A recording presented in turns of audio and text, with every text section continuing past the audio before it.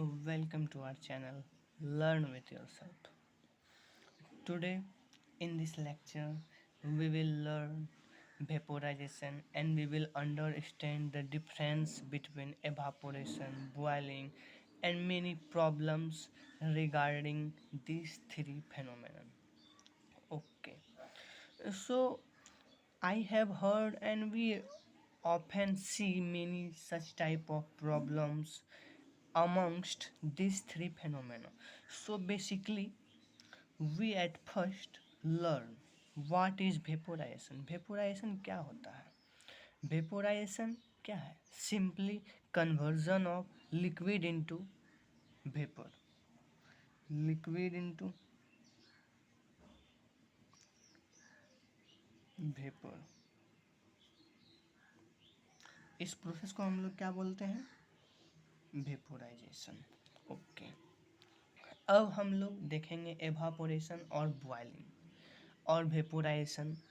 इन तीनों में मेनली अंतर क्या है जिसके वजह से हम लोग प्राय कंफ्यूज्ड रहते हैं. तो इसमें ज़्यादा कुछ कोई खास डिफरेंस है नहीं.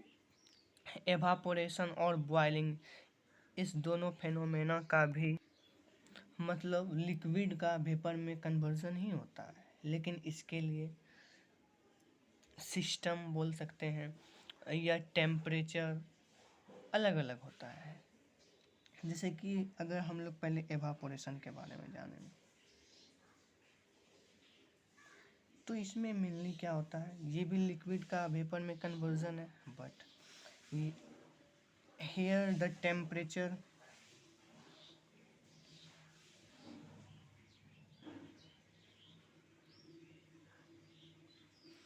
is below 100 degree Celsius, or this process is carried out at room temperature.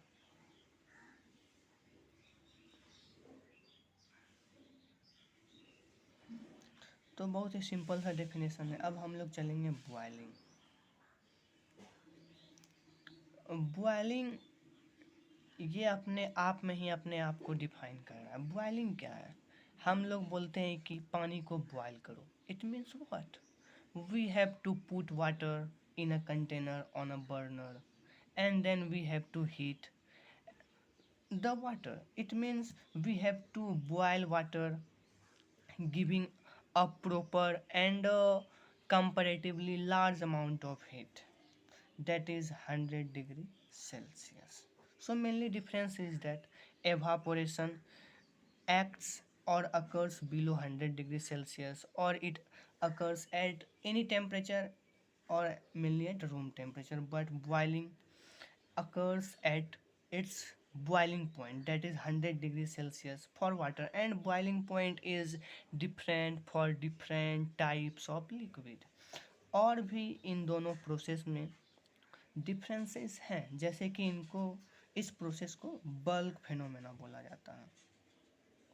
Bulk phenomenon बोला जाता है.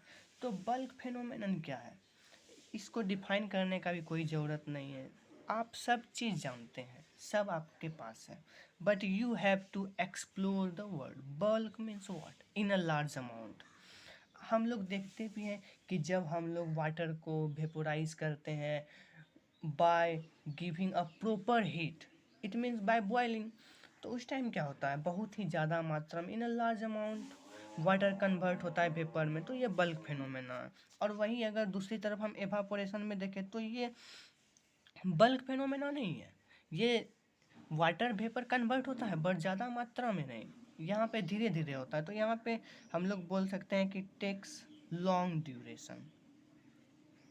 सिंपल सा डिफिनेशन. और यहाँ पे क्या होता है, टेक्स very less time.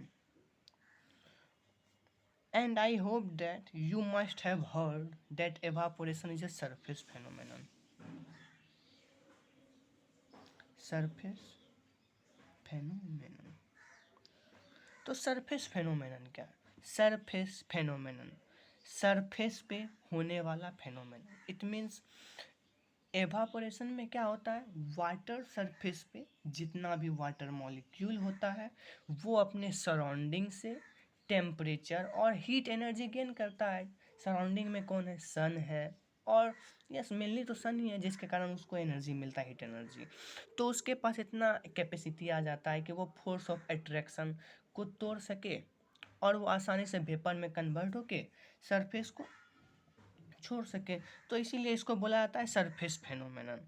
चूँकि यहाँ पे इसको हीट बहुत ही धीरे धीरे मिल रहा है, तो आप समझ ही सकते हैं कि सरफेस फेनोमेना जो हो रहा है इसमें, ये बहुत ही लंबे समय तक चलेगा। इसमें it I think that you know that it will require and it will take much time, hours, to convert into vapor.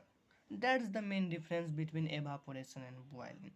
And what is vaporization? Conversion of liquid into vapor. And vaporization are of two types, evaporation and boiling. That's all. Thank you.